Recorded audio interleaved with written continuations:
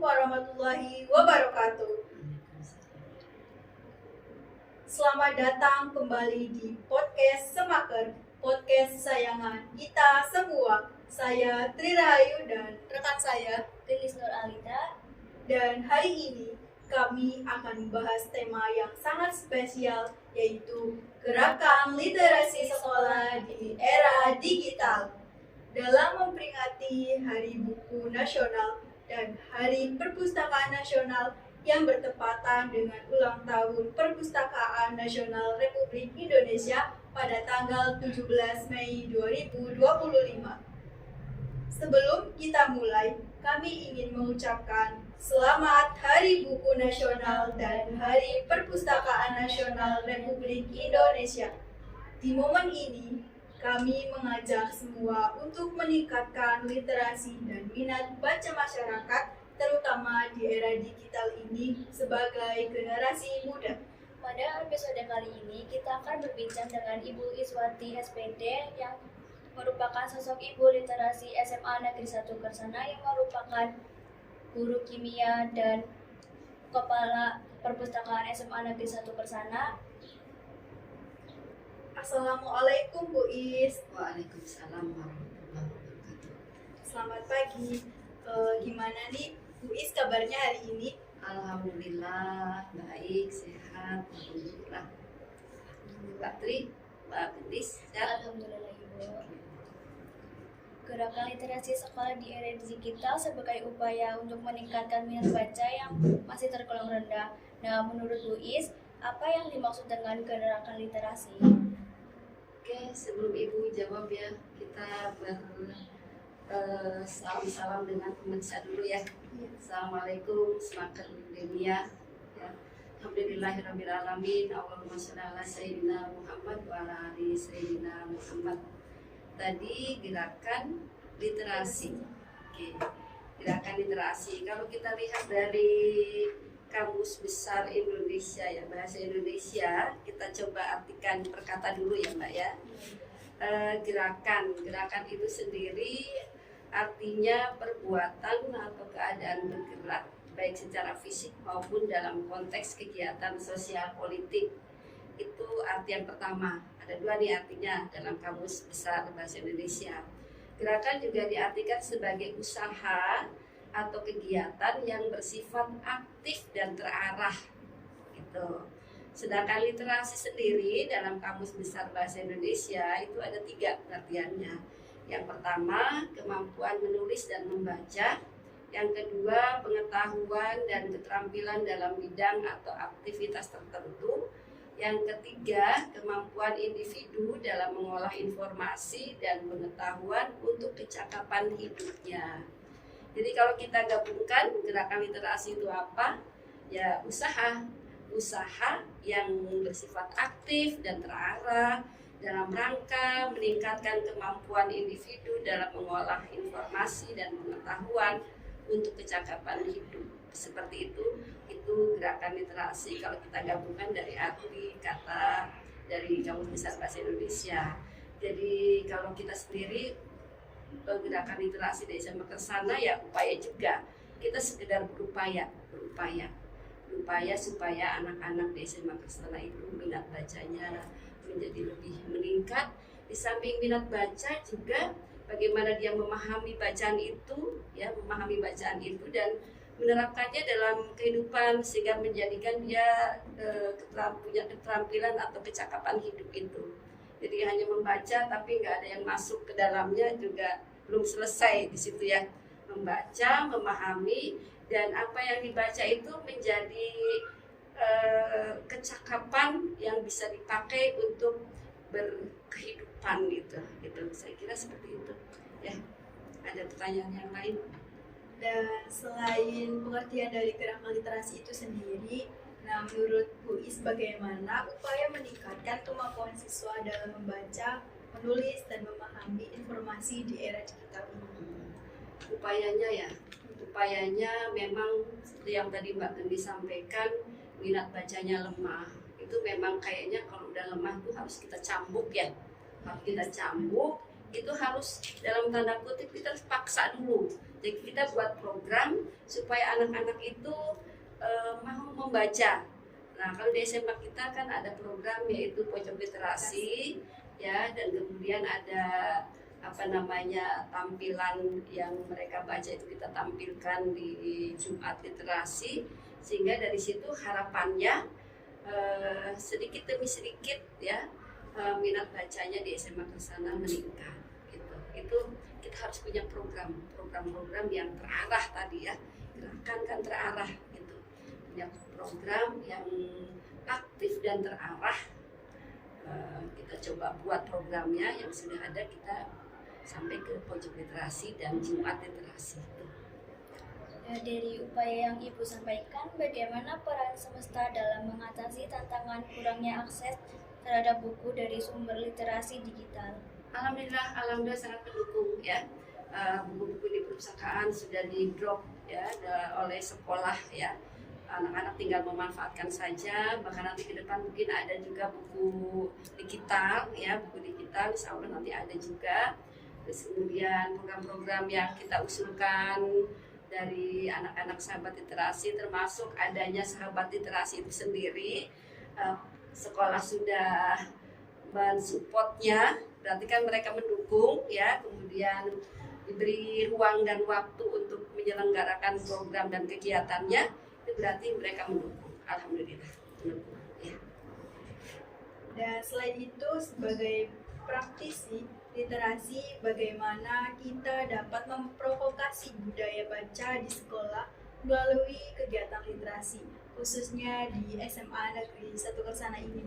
Ya, itu tadi ada program, terus ada reward ya, ada program, ada reward, sehingga nanti anak-anak punya ada semangat, dan mungkin juga nanti dengan guru mapel barangkali ya memberikan reward kepada anak-anak. Saya kira sebenarnya ujian-ujian, ulangan-ulangan itu juga sebenarnya hasil dari literasi. Nah, itu harapannya nanti ada ribet-ribet itu. Menurut Ibu Iswati, adakah perbedaan antara literasi nasional dan literasi digital dalam konteks pendidikan? Kalau secara definisi ya, secara pengertian, kalau literasi tradisional dan literasi digital, saya kira kita semua sudah tahu ya. Literasi tradisional itu fokus pada kemampuan membaca, menulis, dan memahami teks cetak. Sedangkan literasi digital menekankan kemampuan menggunakan teknologi digital secara efektif, berkomunikasi dan berkreasi di dunia digital. Saya kira dua ini sudah paham lah ya. Kemudian untuk hasilnya atau tujuannya ya, nanti produknya itu ya. Kalau literasi digital itu dapat membantu siswa menghadapi tantangan global dengan keterampilan kritis dan kreatif. Sedangkan literasi tradisional itu ya tetap relevan dalam membangun nilai-nilai moral dan etika. Itu perbedaannya. Tapi terlepas dari perbedaan itu, saya kira dalam berliterasi itu kita perlu fokus kepada tujuan. Tujuannya itu kita pengen apa ya? Saya pengen punya keterampilan ini, misalnya keterampilan berkebun misalnya ya, atau beternak. Nah, kita coba literasi nih, literasi lewat digital. Nah, kalau literasi digital barangkali kurang lengkap, kita bisa lengkapi dengan keterampilan yang pakai literasi tradisional, buku. Jadi saling melengkapi, bukan untuk dipertentangkan, tapi saling melengkapi. Jadi kita eksplor ya pengetahuan, wawasan yang kita butuhkan, entah itu dari digital, entah itu dari teks itu. Jadi untuk mencapai kemampuan itu tadi, pengetahuan, wawasan yang bermanfaat buat kehidupan kita. Jadi tidak dipertentangkan, tapi kita pakai bersama-sama. Dan dari sudut mana, misalnya dari masalah efisiensi waktunya, kira-kira mana yang lebih ini, terus kemudian efisiensi dana ya. Kalau kita pakai HP kan biasanya kuotanya lumayan, tapi kalau buku kan enggak, misalnya cukup pinjem gitu ya. Jadi itu semua dipertimbangkan untuk saling melengkapi, untuk mendapatkan wawasan dan pengetahuan yang maksimal buat kehidupan kita. Itu, ya. Nah, selain itu juga dalam rangka Hari Buku Nasional ini, menurut Uis, bagaimana kegiatan literasi digital di sekolah menjadi menarik dan interaktif untuk mendorong literasi buku di kalangan generasi muda Indonesia, khususnya di era digital ini? Iya, di era digital ini memang semuanya serba gampang ya. Ceklek ini ada, gitu kan? Ceklek ini ada, gitu, kita. Dan di sini kalau misalnya dikaitkan dengan literasi bukunya, memang buku akhirnya kemudian ditinggalkan, gitu ya. Tapi yang seperti yang tadi saya sampaikan, bahwa itu saling melengkapi, nggak apa-apa, nggak masalah. Literasi digital, literasi buku itu ayo kita bareng-bareng berkembang.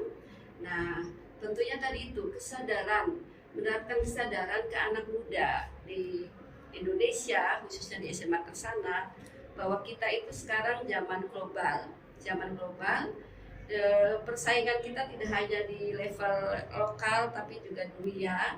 Maka kita harus membuat diri kita itu punya potensi banyak, ya. Potensi sekarang IT itu sudah sangat cepat sekali, jadi kalau yang ketinggalan ya akan kepontal-pontal. Maka dari itu kita perlu literasi digital barangkali gitu ya. Terus ditunjang dengan konten yang ada di buku itu yang dalam, itu kita juga perlu pakai.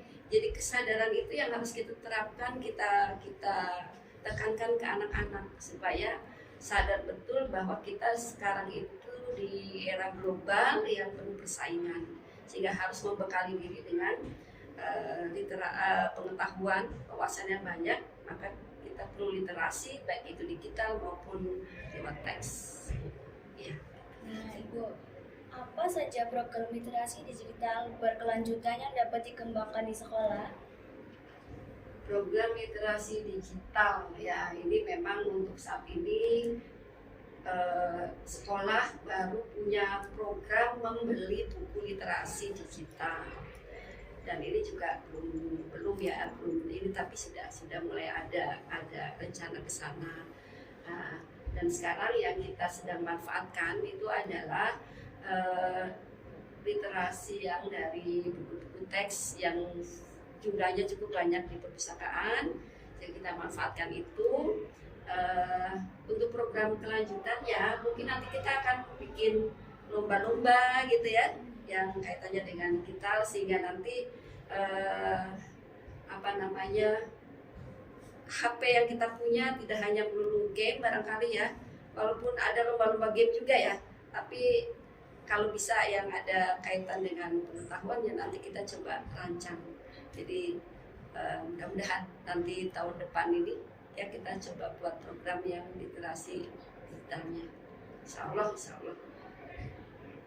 Ada lagi pertanyaannya, Mbak? Ada nih, Bu. Dan dari program tersebut pastinya tentunya ada manfaat membaca di perpustakaan dibandingkan dengan membaca secara digital. Nah, itu apa ya, Bu, manfaat? Kalau dibandingkan dengan literasi digital ya, membaca secara digital dengan membaca teks di perpustakaan, itu membaca teks buku itu punya kelebihannya dia punya pengalaman sensorial yang lebih kaya ya, pengalaman sensorialnya ya, untuk petualangan di pemikirannya itu lebih kaya ya, sensorial. Kemudian meningkatkan fokus dan konsentrasi. Kalau kita baca di HP itu sering ada, baru baca udah seliwer iklan ya kan ya Mbak Tri ya, Mbak Gendis ya, ada seliwer iklan, jadi kita nggak konsen, nggak fokus. Tapi kalau buku kan udah melulu itu, jadi lebih fokus, lebih ini. Kemudian juga lebih nyaman bagi mata kita. Mata kita kalau pakai HP, pakai komputer itu ada radiasi ya, yang mata kita harus dilindungi sebenarnya itu. Ada itu ya Mbak, kaca yang buat melindungi dari radiasi HP ya sebenarnya ya. Kalau pakai buku kan enggak ya, kalau pakai buku cuma jarak aja mungkin yang perlu diperhatikan. Itu kelebihannya. Ini kayak mungkin pertanyaan terakhir Bu. Apa peran dan saran Bu Iswati untuk meningkatkan minat baca anak-anak dan remaja di era gempuran media sosial?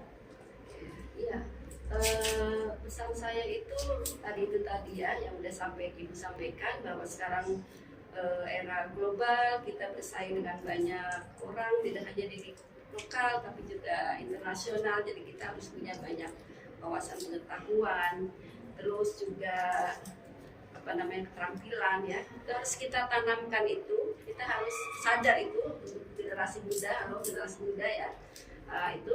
Terus kemudian juga yang perlu kita perhatikan bahwa literasi itu seperti dia alat ya, seperti pisau yang dia bisa menjadi baik ya, dan juga dia bisa membahayakan ya. Kalau pisau dipakai buat iris-iris sayuran kan baik ya, kalau pisau dipakai buat menyakiti orang ya kan itu jahat ya, jahat tidak baiklah gitu ya. Nah sekarang medsos itu juga gitu, medsos, buku juga pun begitu, buku medsos, buku walaupun nampaknya itu ya juga bisa mempengaruhi pemikiran anak, orang yang membacanya. Nah itu jadi harapannya, pesannya harus bijak menggunakan literasi baik buku maupun digital, supaya kita menjadi lebih baik. Patokannya kita itu setelah itu harus lebih baik, menjadi lebih baik gitu. Nah itu saya kira itu jadi kita harus bijaksana di dalam berliterasi baik yang digital maupun yang teks. Nah, saya kira Mbak Tri, Mbak Gendis ya. Terima kasih Bu Is atas ilmu dan sarannya. Terima kasih episode kali ini. Jangan lupa follow sosial media kami dan tunggu episode berikutnya. Terima kasih. Wassalamualaikum warahmatullahi wabarakatuh. Waalaikumsalam warahmatullahi wabarakatuh.